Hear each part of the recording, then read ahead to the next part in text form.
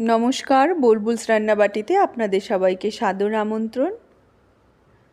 আমি আজ আপনাদের একটা মানে পকোড়া বলতে পারেন। এই পাতাগুলো কি পাতা বলুন তো?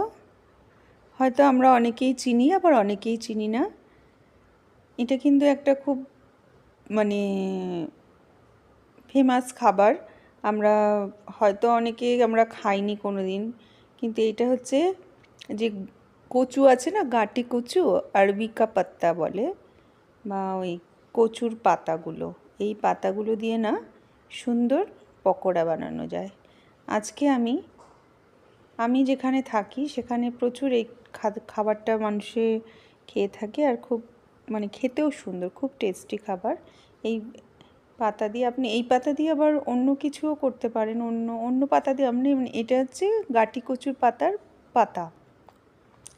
ওই গাঁটি কচুর পাতাটার প্রথমে দেখলেন তো আমি ডান্ডিটাকে ভালো করে ছুলে নিয়েছিলাম। এবার আমি এটার মধ্যে কী করছি, আদাটাকে ভালো করে ছাড়িয়ে, আদা রসুন এটার মধ্যে আমি একটা পেস্ট বানাবো, যেটার পাতাটার ওপর আমি একটা প্রলেপ দেব।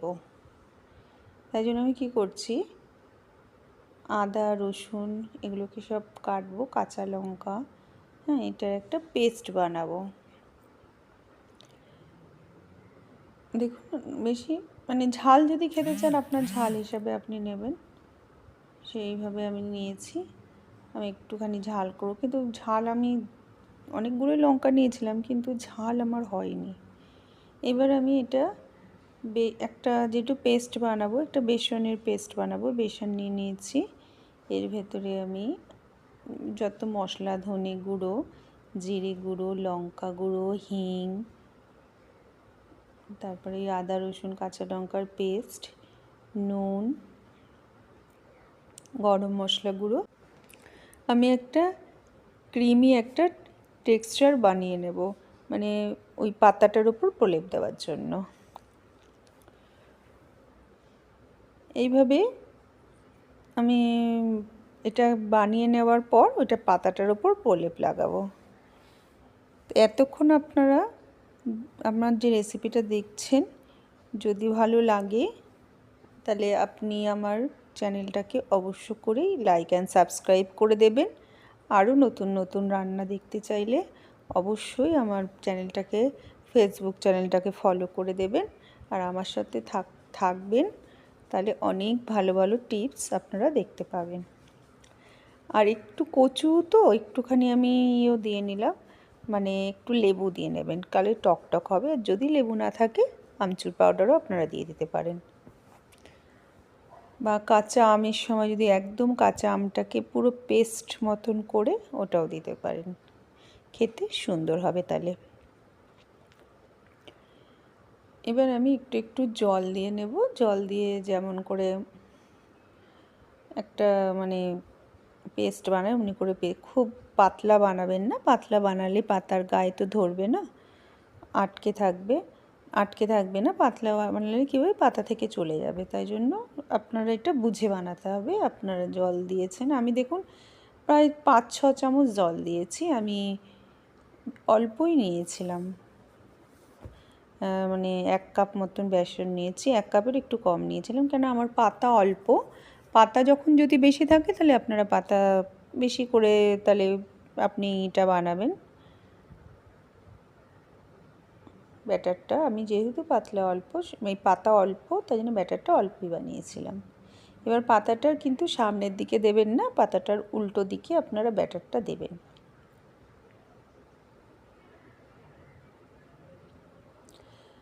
এমনিভাবে আমি 2-3টে পাতা, যত 2, 4টে, 5টা, যত পাতা দেয় অনেকে। আমি দেখেছি এই জিনিসটা, আরও দেখেছি কেমন করে করি। প্রথম পাতাটাকে, বড় পাতাটা নেবেন। বাজারে যখন বিক্রি হয় দেবেন ওরকম সাইজেরই বিক্রি হয়, বড় থেকে ছোট ছোট ছোট ছোট পাতা। তো অমনি করেই করতে হয়, প্রথমে বড় পাতাটা দেবেন, তারপরে ধীরে ধীরে ছোট পাতাগুলো দেবেন, তাহলে ভালো লাগবে খেতে। খেতে বলছি, তাহলে না মোড়াতে সুবিধা হবে। মোড়ানোটা অনেক সময় মোড়াতে গেলে অসুবিধা হয়, সেই জন্য। আর যদি একই সাইজের পাতা দেন, আমার পাতাগুলো প্রায় একই সাইজ হয়ে গেছিলো, ওটা মোড়ানোর সময় একটু প্রবলেম হচ্ছিল। আমি যেমন করে দেখাচ্ছি ঠিক তেমনভাবেই আপনারা এটাকে মোড়াবেন। দেখুন আমি যেমন করে দেখিয়েছি এভাবেই মুড়িয়ে নেবেন। একটু আধটু এদিক ওদিক হতে পারে, তাতে কিচ্ছু হবে না।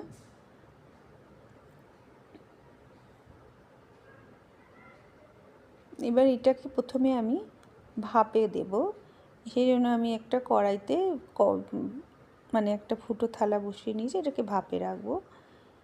আমি আরেকটাও বানিয়ে নিয়েছিলাম, আমি দুটো ভাপে করে নিয়েছিলাম। করে দেখুন সুন্দর আমি এই যে গোল গোল এরকম ভাপ হয়ে গেছিলো, সুন্দরভাবে দেখুন কি সুন্দরভাবে কেটে কেটে বেরিয়েছে। এটা কিন্তু আমার যে ব্যাটারটা করেছিলাম না, শক্ত হয়ে গেছে, কিন্তু সুন্দরভাবে দেখুন বেরিয়ে এসছে।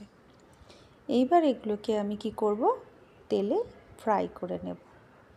অনেকে এমনিও ভাপাও খায়, তেলে ফ্রাই খায় না, কিন্তু আমি তেলে ফ্রাই করে নেব।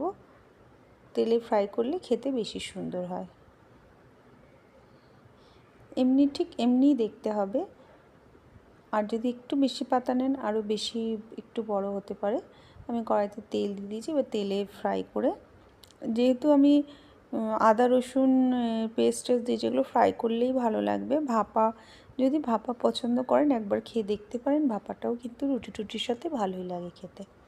এটা আপনারা স্টার্টারেও খেতে পারেন, চাটনি দিয়েও খেতে পারেন, শুধুও খেতে পারেন, যেভাবে খুশি খেতে পারেন। আর ভাজলে ভীষণ মচমচে হয়ে যায়, খুব ভালো লাগে খেতে। দেখুন আমি এটাকে যেমন করে আস্তে আস্তে ভাজছি তেমন, এমনি তো ভাপা অনেক মানে সেদ্ধই হয়ে গেছে পাতাগুলো।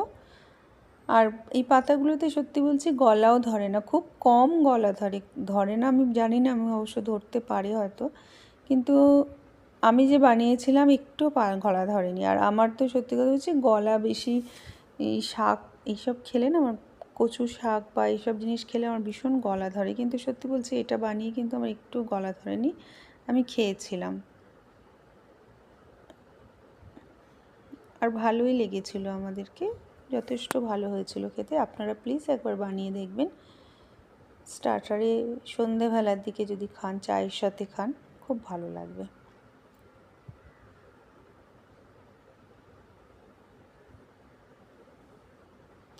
আমি সবকটা এপিট ওপিট করে ভালো করে এটা আমি ভেজে নেব।